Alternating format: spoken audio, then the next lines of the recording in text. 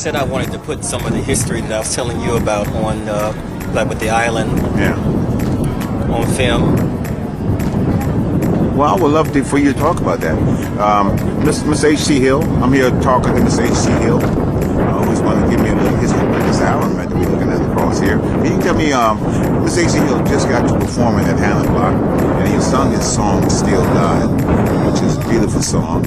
And we here at the Dot here down on in Wilmington, North Carolina, at the river. And Miss H.C. Hill is going to give me a little history about what's happening over here. I'm going to zoom over here, Miss H.C. Hill, and you start telling me what you want to tell me. All right. Well, this is one of my favorite spots. And before I delved into like the actual history of this area, I always felt a spiritual connection here to this area. And to find out before I did the video Exodus, which is about finding out who you are and finding freedom in that, I found out that this island over here is actually the original Eagles Island. I say Eagle Island, a lot of people talk about the spot that's up the way, but I'm not talking about that. I'm talking about an actual island. It's 7 miles long, 2 miles wide, and thousands of people cross that island every day just to go across the Cape Memorial Bridge and don't even realize they're crossing an actual island. So it was a blessing to me to finally run into that information that that's the original Eagles Island. 7 miles long, 2 miles wide, and it's the only Gullah Island in the state of North Carolina. It's protected. The eagle's name comes from our ancestors, the Gullah people that came up from Charleston, particularly northern Charleston area, and they were brought up by a guy named Richard Eagles to this island to cultivate rice because they were expert rice planters. And if you Google, you'll find out about the Goose Creek men. They talk a lot about them, very intelligent, very innovative for their times, and they were able to do a lot of things. Our people were very intelligent, and now they're having meetings from the battleship. The battleship is on the northern portion of the island, and they are debating about what to do with all that land over there.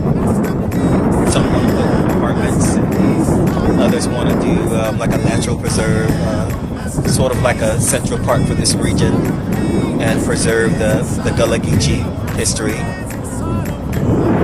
Well, why do you hear anything about them trying to return the island and the wealth of the island back to the Geechee people? Not really, no. Yeah. Something I'm very excited to come in contact with some of the direct descendants of the islanders, but I don't think they're going to turn that land over into their hands. It would be nice though. Yeah, it's like reparations, you know. Yeah. Reparations, and giving us back what they have taken from us here since 1898. You know. Yeah.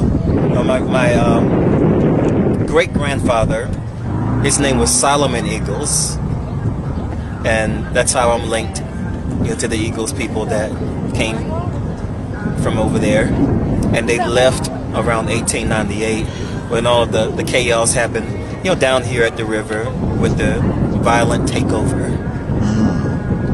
Well, there's a town out near Leland where there is some Geechee people. I can't think of the town. Navassa. Navassa, yeah. Tell me something about Navassa. Navassa. Actually, Navassa,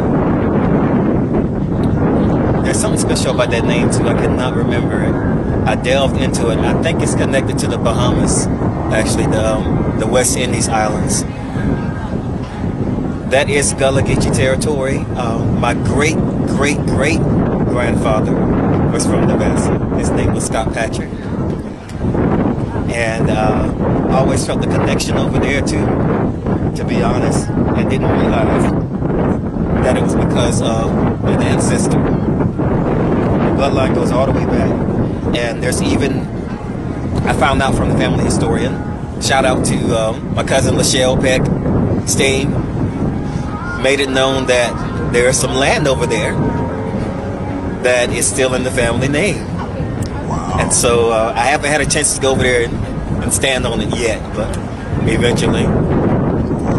Well, I would love to be there with you and take some pictures. I want to ask you another question. When you wrote the song "Still God," I understand that gospel music brings out the real in black people, because we've been through this. We suffered through this.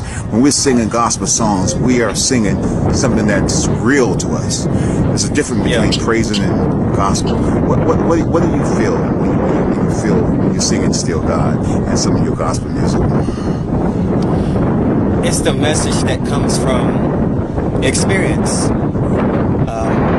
Usually not a pleasant experience, but nevertheless an experience that, and sometimes a series of experiences that you live through.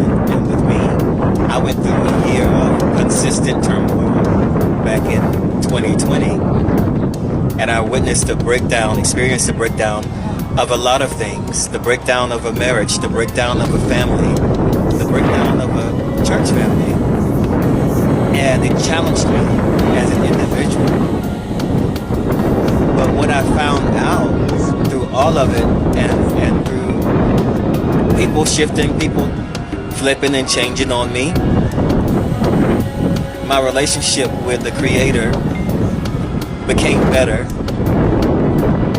and my relationship with myself became better. And so I found that the Creator, I found that stability. The Creator never switched up on me, even though some people did. And that's what Still God is about. It's like a laugh in the face of everything that I went through that tried to destroy me. And now that I hear that you're going to actually make a CD, and you're going to put more songs on your CD. Can you tell me something about some of those other songs that you've written, the music, and how you're going to present it to the people? Oh yeah, there's one called "Nc Baba," and the lyrics are from a language called Lingala, from out of Uganda, the Bantu peoples. And found out through DNA assessment, which I always felt the connection to certain tribes and certain peoples of Africa. And so I found out there is some Ibu in me, and I found out about the Bantu peoples all up through Benin and Togo, Cameroon, Sierra Leone. And just life caused certain people to come to me across my path. A guy named Sam, he's from Uganda. He crossed my path through Facebook, and we began to work together on some stuff. He takes care of the children over there that are less fortunate, and now he is the DJ. He's the guy that actually airs music for their local radio station. But before he did that, he was more solely with children, and he still is. But that's where that language came from. Swahili, Lingala, from that song. And the main thing of Wewe Baba is "It is your Father." So it's basically me acknowledging the presence of the Creator in my life. The other song, Exodus, which a lot of people love that one, especially the clap. Yes. Now this clap right here automatically gives me a boost. If I need encouragement, if I need a reminder of who I am, what I stand for, this is it. And I just chant to myself, I am a masterpiece. The master is inside of me. I I have a right to be free. So I'm gonna set me free. I am a masterpiece. The master is inside of me. I have a right to be free. So I'm gonna set me free. Oh, and you know, actually, that's an Afro beat that you know, a lot of the islanders have, especially Nigeria. I love Nigerian music, Nigerian gospel music, Nigerian secular music. Just the rhythm comes to me. It always has. Even more so now. The beat of the bongos, it just does something to me that's almost inexplainable. That makes me feel like home. Home is right where I am, and I'm right where I need to be in the world at that moment. So that's Exodus. It's about coming into who you are and embracing that.